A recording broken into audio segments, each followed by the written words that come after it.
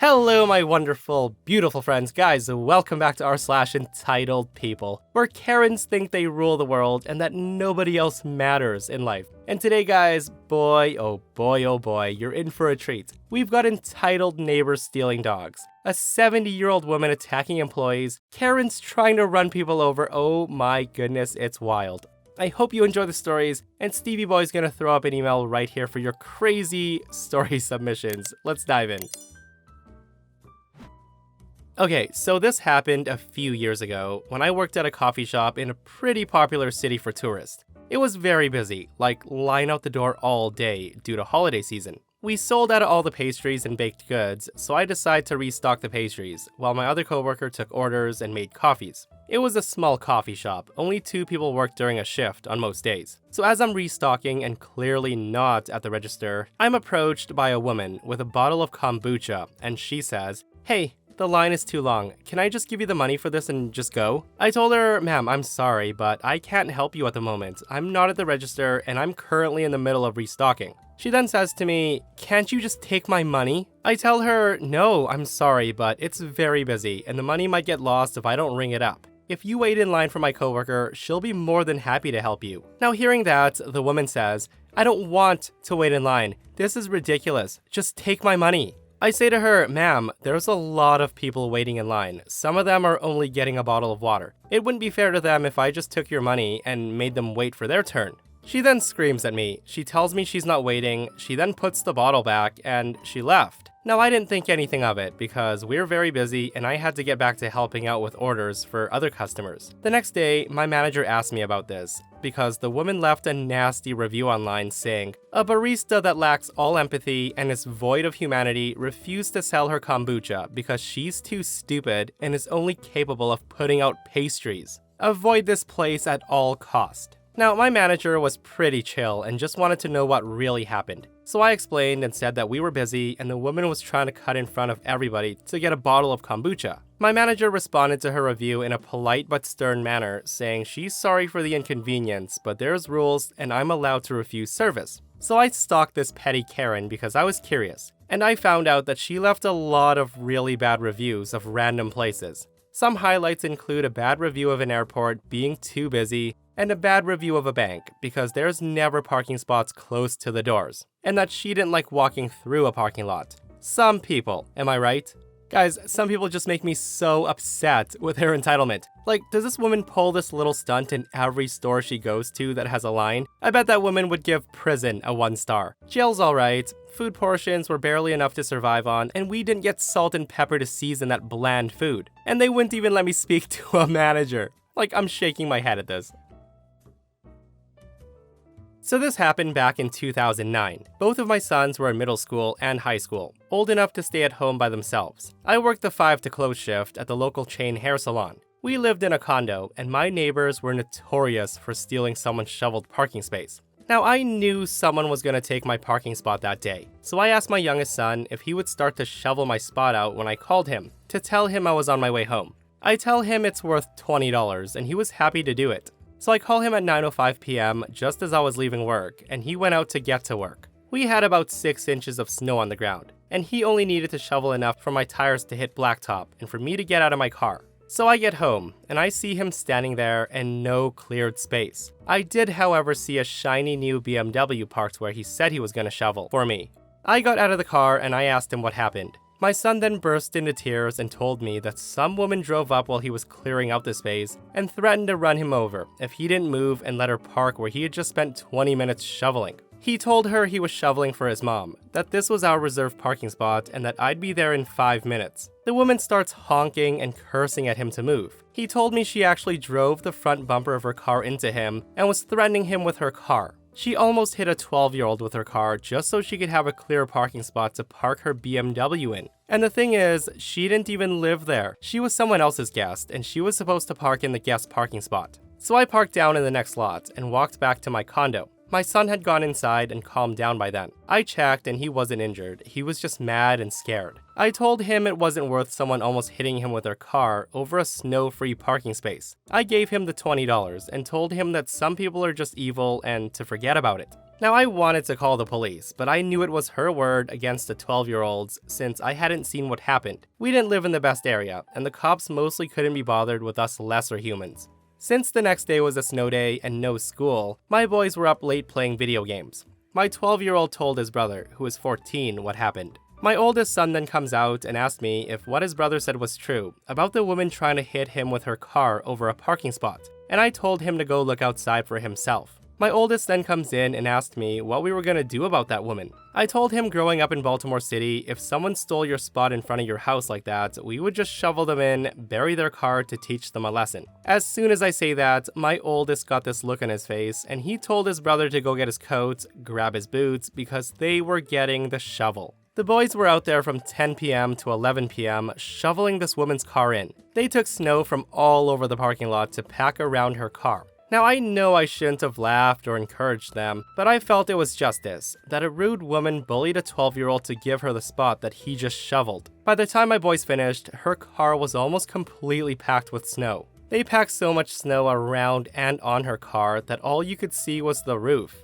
Her car sat like that for 3 days until the snow started to melt and no one figured out my kids had done it. Maybe next time that entitled witch will think twice about stealing a parking spot in the winter that a 12-year-old boy just cleared the snow out of. Guys, I freaking love this story, and I wish I was there to see the woman's face when she saw her car. Now, I remember reading a petty revenge story a while back where the exact same thing happened. Except OP and his brother took it one step further by not only covering the car with snow, but before they did, they dumped water all over the car to coat it in a thick layer of ice first. But guys, with that said, if that were me, I would be waiting for that woman. You don't get to try to run a kid over with your car and get away with that.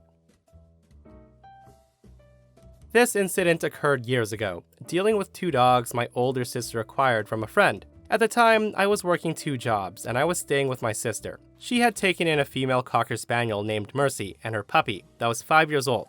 She got the dogs from her friend, with the agreement that if the dogs didn't work out, she would take them back. My sister had just acquired the dogs, and immediately, the dogs were using the inside of the house as a toilet, as new dogs often do when rehomed. Now, what's weird was that all meals were timed and they were fed twice a day at specific times, with specific amounts for individual weight and age. You could take them out and walk them for 2 hours, and I kid you not, the second they were brought inside the house, they would piss and crap. My sister finally decided to put the dogs on the enclosed porch to better control the bathroom training. Now, the porch was huge, and she had a large doghouse for them to stay in for shelter. It was nice because if they did have an accident, it was easy to clean.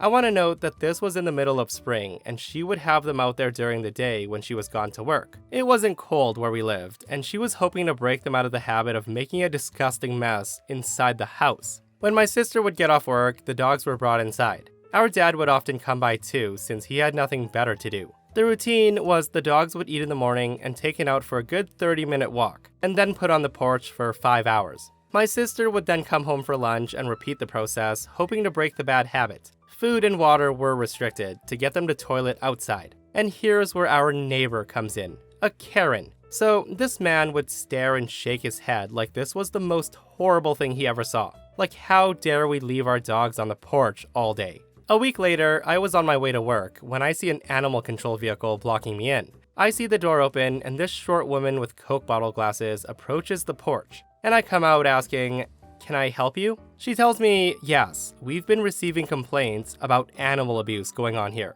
I say to her, "Excuse me, I don't know what you're talking about." The animal control lady decides to go inside the porch without permission, and she sees Mercy and her puppy chilling out in the doghouse chewing on toys. They weren't chained and free to move around the enclosed porch. She then says, "Look at this.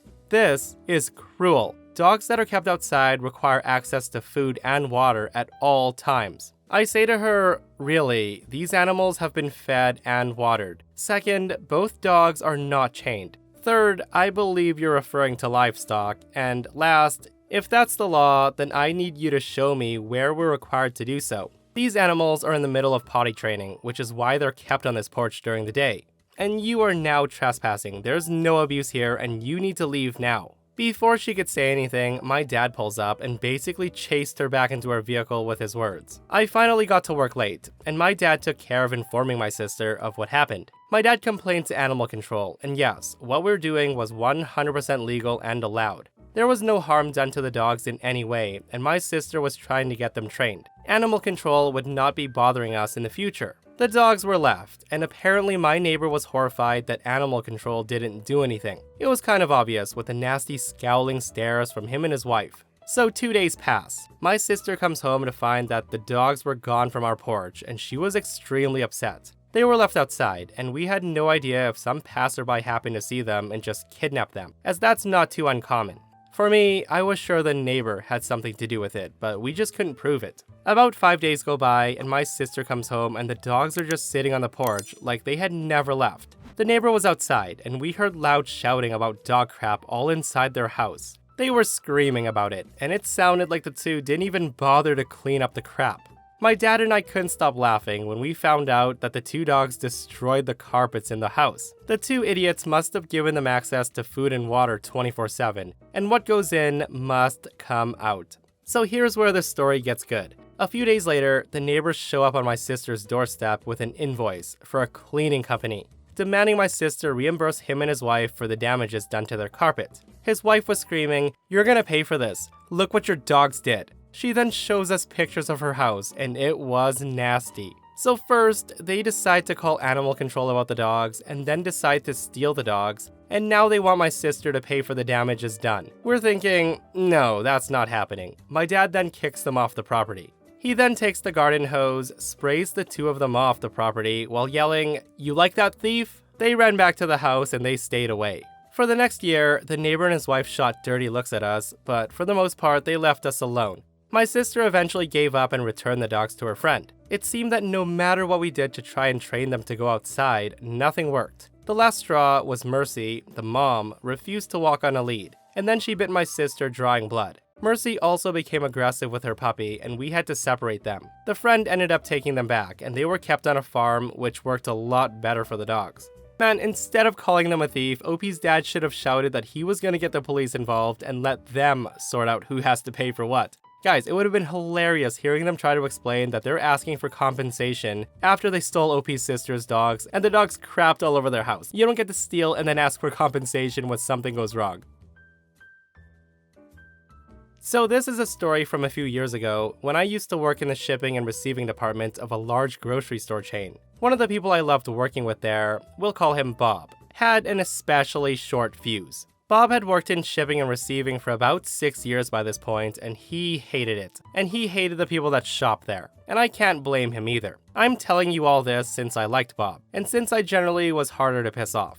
So anytime a customer would wander into the back looking for something or someone, I'd usually be the one to deal with them. No big deal, I didn't really mind it. But one summer day, it was literally 110 degrees in the back of the truck we were unloading. The manager was yelling at us every 15 minutes to go faster, and he would retreat back to his air-conditioned office. So as you can imagine, we were all in a pretty bad mood already. Then all of a sudden, we hear it. The dreaded sound that everybody hates hearing. "Excuse me," coming from a Karen. Now, this Karen looked to be around 60 to 70 years old, and she was graying and dressed extremely well. She had a perm, and I mean the whole thing. So right as I look at her, I notice that she's carrying a milk jug that's leaking heavily everywhere. So I look at Bob and tell him that I got this. I start to walk over to the Karen and I tell her, "I'm sorry, but you can't be back here. This is an employees only section." Hearing that, she starts screaming at me saying, "Well, I wouldn't have to come back here if you idiots here had any brain cells. I found this milk jug in an aisle, unrefrigerated. And I decided that I was gonna bring it back here to do you guys a favor, since none of you can do your jobs."